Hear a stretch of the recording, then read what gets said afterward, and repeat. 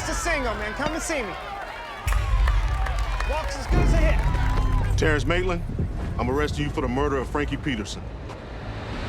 For the what? I had the idea for a long time to write a story about a guy who was in two places at the same time and trying to figure out how that could possibly happen. They all match. He can't have been in two places at once.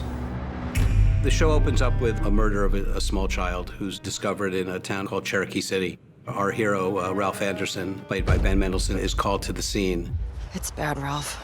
Ben Mendelsohn, I thought, was perfect to play that part since he is so skilled at being raw. He's kind of a just the facts kind of guy, and if there is something to consider that is otherworldly, he will be appropriately circumspect about that. Ralph is a man who is haunted by grief. He is haunted by the death of his son. A seasoned detective. What I see is what I know.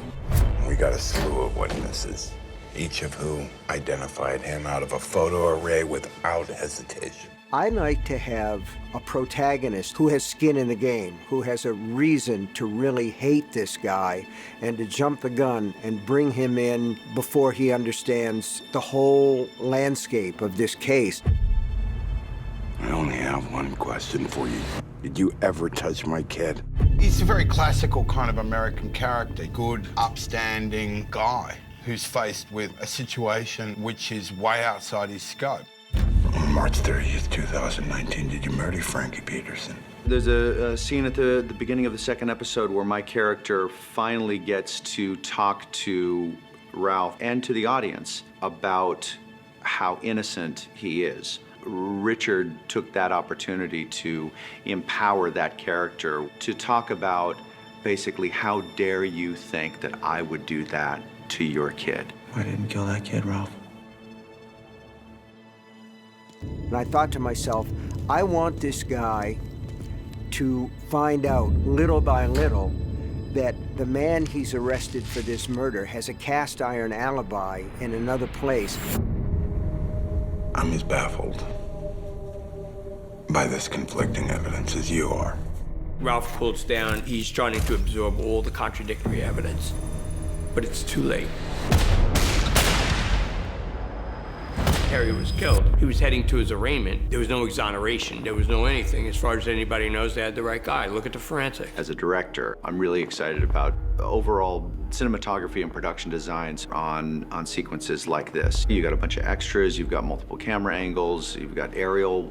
There's a special effects crew that has to wire all these characters with squibs to shoot blood out, that have to time out with guns that don't exactly fire. You want to try to build out the scope and the scale of it. It takes 95% of the work to make sure everything's teed up and ready to go. And then the last 5% is action. Is there a mystery here? Yes. You just need to learn how to live with it and move on.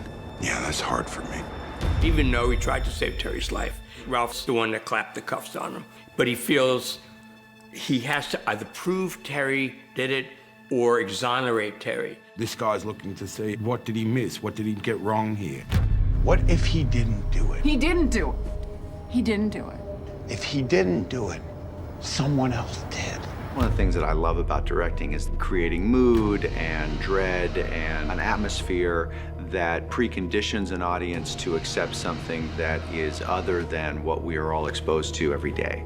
Because what always interests me in stories like this, how does a person cope with the unbelievable? How does a person deal and keep his sanity with a situation that doesn't seem to have any rational solution in the world? We have to take these in and say, I can't believe this. This doesn't make any sense to me. There's no reason for it. And yet there it is.